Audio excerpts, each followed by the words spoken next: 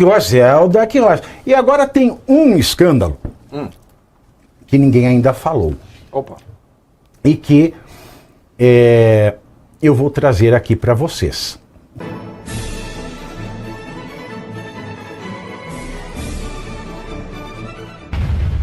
Que Zelda, que Rocha. E agora tem um escândalo que ninguém ainda falou.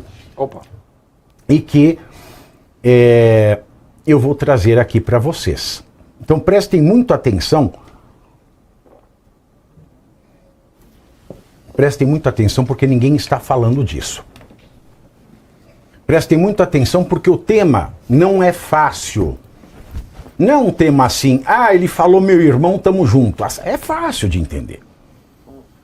E esses que não são fáceis de entender são os que colocam os nabos maiores no popô do brasileiro. Se a fraude no INSS e o escândalo do Banco Master fez um número de vítimas diretas que não chega a 7 milhões de pessoas, esse escândalo do qual eu vou falar, ele tem um potencial de atingir quase 214 milhões de pessoas. Quer dizer, você, eu e todo o povo brasileiro. O que eu vou falar aqui é de um outro escândalo, com outros honorários pagos a uma outra advogada, que é casada com um outro agente público. Parece que você já sabe o que é, mas não sabe. Mas o engraçado é que é outro escândalo envolvendo outros honorários para outra advogada casada com outro agente público. O Brasil vem postergando há anos o leilão para garantir energia firme e controlável frente às variáveis excepcionais e prováveis das energias renováveis. O contribuinte, há anos, tem arcado com riscos e prejuízos da falta e das contratações emergenciais a preços exorbitantes. Em março desse ano, o governo realizou o tão esperado leilão de energia. O último foi em 2021, ainda no governo Bolsonaro, e um novo era esperado para 2023, já que o operador nacional do sistema elétrico vinha alertando que o crescimento das renováveis demandava, como complemento, uma fonte de geração que não dependesse de fatores climáticos. Esse leilão recebeu o nome de LRCAP 2026 e funciona como um seguro. O governo contrata usinas térmicas que só são ligadas quando e se houver necessidade. Esse debate técnico foi sequestrado por uma narrativa simplista.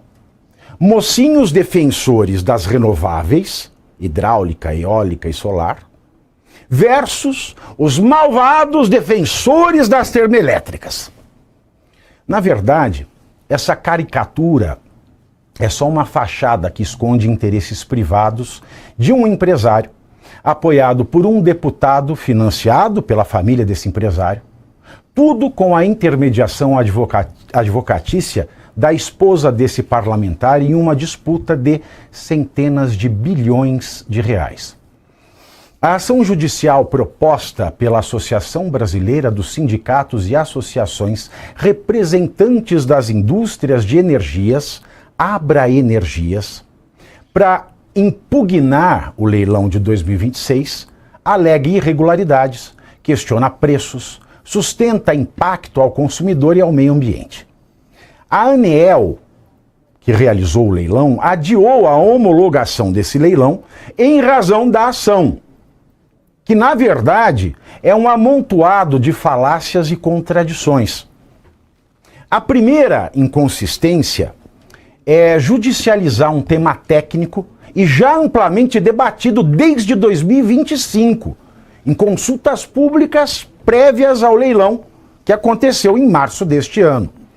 A Abraenergias teve a oportunidade de discutir o que quisesse nelas e, se visse alguma irregularidade, recorrer ao judiciário antes do leilão, mas não fez nada. Em segundo lugar, A suspensão pretendida pela associação sindical contrária ao leilão é fatal ao setor público. Tecnologias e insumos importados para a geração de energia são bens escassos, disputados e sujeitos a pressões internacionais. E o mundo inteiro está construindo novas térmicas para dar conta da demanda de energia dos data centers que precisam de um fornecimento seguro. Hoje tudo é IA, gente. Some a tudo isso que eu falei, a instabilidade energética europeia, a guerra ou as guerras que a Rússia promove, as oscilações cambiais, a inflação, a incerteza tributária no Brasil, as dificuldades de licenciamento ambiental, o impacto do debate sobre o fim da escala 6x1 em uma indústria que exige operação contínua, que funciona por turnos ininterruptos de revezamento. A cada dia de atraso, a energia fica mais cara. O simples adiamento da homologação do leilão implica em uma grave insegurança energética e uma incontornável insegurança jurídica.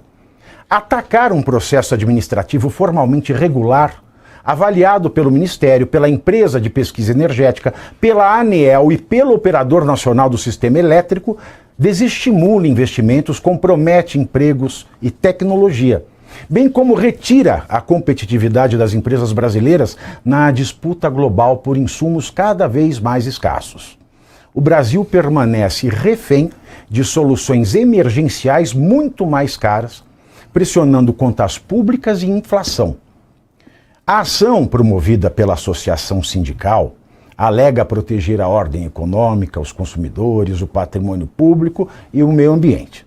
Todavia, diante dos riscos reais em um mundo totalmente dependente da energia elétrica, data centers de internet, universalização de recursos ininterruptos de inteligência artificial, proliferação de gadgets, carros elétricos equipados e dependentes de novos recursos com consumo autônomo de energia elétrica, automações residenciais, etc, etc, etc., da exorbitância de valores em contratações emergenciais e dos cenários mundial e brasileiro de incertezas, essa ação da associação sindical contra o leilão, em vez de proteger, prejudica a ordem econômica, os consumidores e o patrimônio público. Essa ação civil pública, com fundamentos inconsistentes proposta por essa associação que é ilegítima, ação a qual, apesar do reconhecimento de que o certame nela impugnado vale centenas de bilhões de reais, atribuiu-se um valor de R$ 1.000 como estratagema ilegal, em desacordo com o Código de Processo Civil, com o intuito de burlar o pagamento de custas e honorários calculados sobre o real valor da disputa em caso de reconhecimento de má-fé processual da associação proponente. Essa ação é assinada pela advogada Fernanda de Paula. Aí começa. Fernanda Cristine Rocha de Paula é casada com Danilo Forte, deputado federal pelo Ceará. Relator da Lei de Diretrizes Orçamentárias de 2024, ganhou projeção pela defesa de subsídios públicos à geração de energia eólica no Nordeste.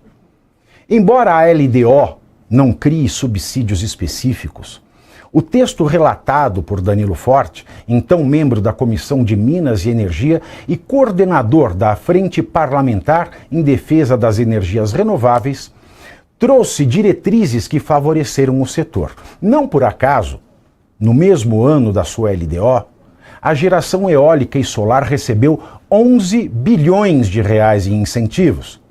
Também não por acaso, em matéria de aportes públicos, a Casa dos Ventos foi a empresa cearense que recebeu o maior volume de financiamento público direto em projetos eólicos. A operação mais expressiva foi a aprovação, aliás, de quase 700 milhões de reais via BNDES. A Casa dos Ventos foi fundada em 2007 e é controlada pelo empresário Mário Araripe. Desde então, tornou-se uma das maiores desenvolvedoras de energia renovável do Brasil. Seus empreendimentos representam 1/3 dos parques eólicos brasileiros. Em 2019, foi investigada pela Polícia Federal na Operação Descarte. Executivos da Renova Energia teriam procurado Mário Araripe para pagar 40 milhões de reais em um contrato superfaturado para aquisição de um projeto de energia eólica na Bahia. O dinheiro teria passado por diversas etapas de lavagem para chegar a destinatários finais. Houve até delação premiada de um diretor ligado à Casa dos Ventos. Isso não impediu a expansão da empresa de Araripe, turbinada, é claro, com recursos públicos. Em 2022, a francesa Total Energies comprou cerca de 34% da Casa dos Ventos, tornando-se sócia minoritária relevante em uma operação de aproximadamente 550 milhões de dólares, cerca de 3 bilhões de reais na época, com cláusulas adicionais condicionadas ao desempenho futuro dos ativos renováveis. Além do valor fixo, o acordo prevê um ganho adicional de até 30 milhões de dólares, cerca de 150 milhões de reais, em parcelas condicionadas ao atingimento de metas específicas. O desempenho financeiro dos ativos da Casa dos Ventos vem sofrendo com o desperdício decorrente da expansão descoordenada das renováveis, que passaram a produzir mais do que o Brasil consegue consumir durante o dia, quando o sol está forte. Por isso, a solução das baterias interessa à Casa dos Ventos, pois elas melhorariam o desempenho financeiro da empresa, mas as baterias resolveriam o problema só da Casa dos Ventos e não do sistema elétrico brasileiro, porque não são capazes de dar conta da demanda real em escala nacional, nem de sustentar o suprimento de muitas horas, mesmo que 100% carregadas. Ao lado disso, o novo planejamento setorial decorrente do leilão de março deste ano frustrou os planos de novos subsídios públicos para a viabilização, apesar da insuficiência, da ineficiência, dos problemas ambientais, das baterias como meio de contenção de desperdícios e única modalidade de garantia às intempéries climáticas. O leilão de 2026 afetou a valorização futura desses ativos e o potencial de receitas ligado às cláusulas variáveis do acordo entre a Casa dos Ventos, do Mário Araripe, e a Total Energies. Nesse ponto, cruzam-se os interesses empresariais, financiamento eleitoral e a atuação parlamentar. Parte da resistência ao leilão não decorre da preocupação sistêmica com modicidade tarifária ou sustentabilidade, mas de uma disputa por quem continuará capturando os bilhões em subsídios, incentivos e fluxos financeiros da expansão renovável brasileira. De um lado, apesar da regularidade do processo que contratou a maior reserva de energia da história para evitar apagões, Danilo Forte vem usando a Câmara dos Deputados para lançar suspeitas sobre o leilão.